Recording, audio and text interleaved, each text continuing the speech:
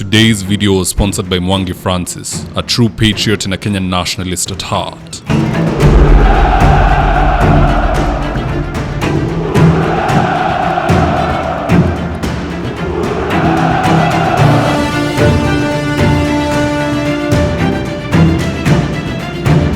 Stand by for debrief in 3, 2, 1. As we speak, Safaricom PLC is in very hot soup. Reason being, Kenyans are beginning to suspect that they are aiding DCI officers to apprehend people like the late Albert Ojwang. And this suspicion, by the way, doesn't come without probable cause. People aren't just speaking blindly. Just listening to Cherargei, Senator Cherargei for that matter, explaining how he evaded police just by ditching his SIM card and instead doing confirming some sort of corroboration. Here's the tip. It cannot be that as a Senate we are just sitting and allowing insecurity to thrive in this country. You go to Mombasa, Mr. Speaker, when you greet a boy woman, you think she's a woman.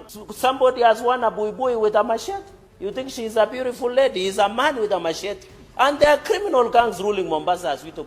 You go to Nakuru, Mr. Speaker, the gangs are playground. You go to Kerio Valley, Mr. Speaker, and many other places, Mr. Speaker. I think it is a high time, and I want to appeal to the President, because he is a man who is very decisive. Heads must roll from the Minister of Interior, Inspector General of Police, and all his subordinates, including the OCS from Homa Bay, who gave out the link, Mr. Speaker, including Safaricom, who gives out the location of this suspect. Mr. Speaker, I remember when I want to be arrested, I left my phones in Kibos. The police went to look for me in Kibos, and I was in Eldoret, Mr. Speaker, sleeping. Even JB Muturi has grown skeptical of the conduct of Safaricom PLC. Here's a tip.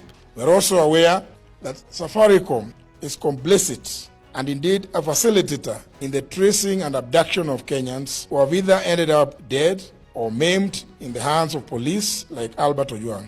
We want to issue a direct warning that this amounts to aiding and abetting in the commission of these crimes against humanity, for which Kenyans will hold Safaricom responsible and either take appropriate legal action or boycott their services. Finally, ladies and gentlemen, due to the persistent targeting, kidnapping and abductions, intimidation and love arrests and murder of young people by this heinous and degenerate regime led by William Ruto, we reiterate our call for the June 25th to be a people's public holiday, a day of memorial in honor of all Kenyans who have lost their lives under this regime. Thank you.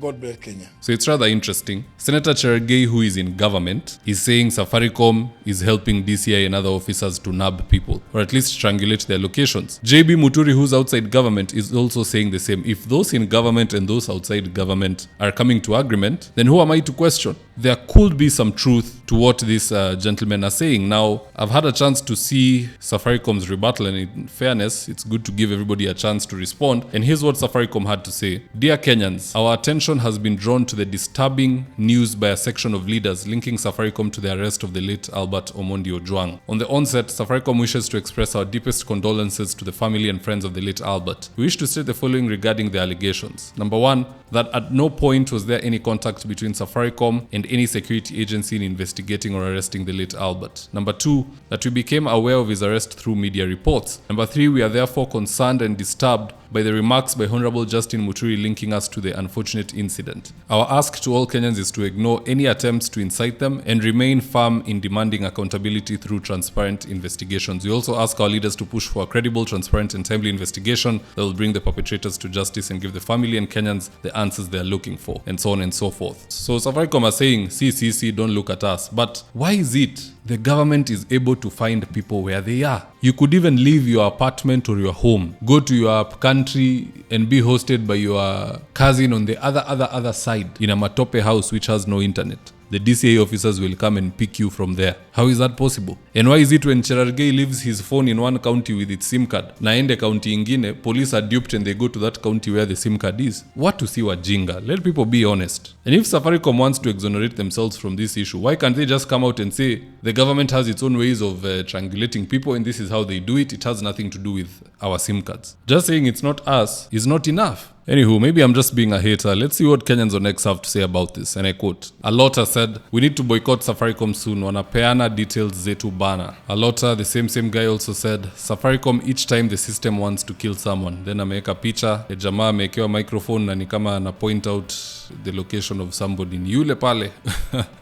Iyush said Safaricom to NIS and DCI. Then you can see this image here. Ati sasa huyu kijana hapa mbele ndo Safaricom anaongoza hawa afisa wote to the location of whoever it is they want to find. Etila said, "This guy sold my line to another user without any notice on search." Now I'm reading the comments which are right under the Safaricom post. "Explain to me like I'm from Kitale. How do these betting sites get my number yet I don't involve myself with gambling?" This is a good question, but he's trying to say people from Kitale are slow. I don't agree with that, brother.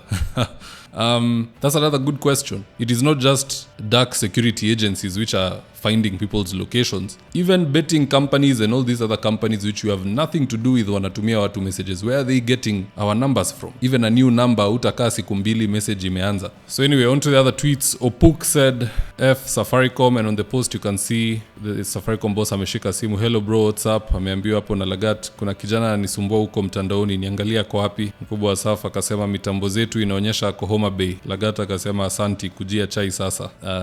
I would believe that maybe Safaricom is feeding intel to security agencies, but hakuna chai yenye Lagat anaweza pea Safaricom. The police service is broke compared to Safaricom. Anywho, that's what Kenyans had to say on X. What say you? Do you think Safaricom is culpable and people are rightfully calling them out, or are they just innocent victims caught up in the crossfire? Do drop me on comments in the comment section below and I'll do my best to read them and to give you a response. And in the event you're here for the first time, please go on and hit the subscribe button. And if you're watching for a different platform, just head on over to YouTube, search for David Wafula, hit the subscribe button. You're going to be getting a ton of content of this nature. If politics is something you're passionate about, this is definitely the one channel that you really need to subscribe to. Alright guys, adios.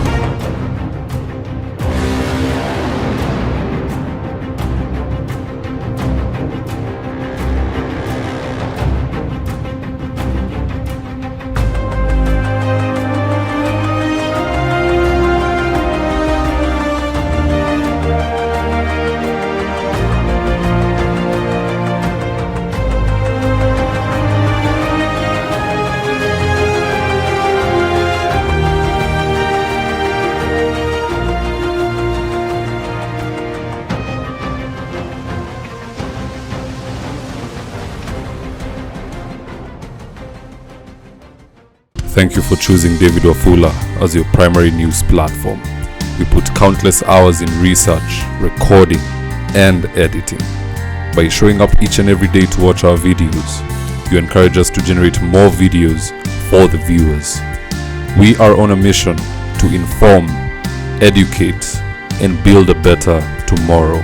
To our thousands of followers in a world full of presidents, kings, and queens, you are the real gem.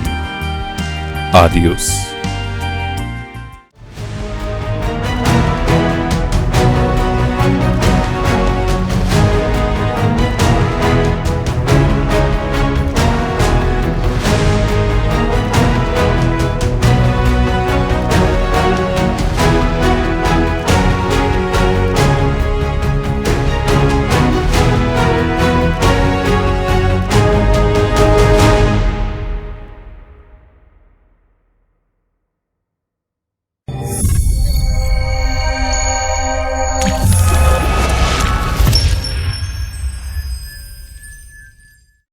Every day, every week, every month, we are with you in the quest to speak truth to power, call out right from wrong, wrong from right, and stand toe-to-toe with oppressors. We are Kenyans, and there is no chink in our armor. Corruption, tribalism, and nepotism will all fall by our side.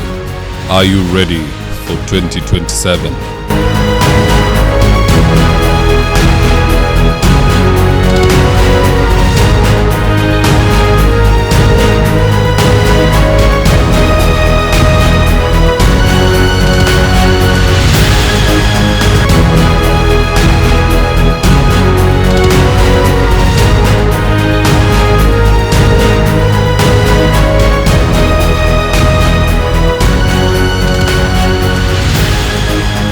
My name is David Wafula, and I approve this message.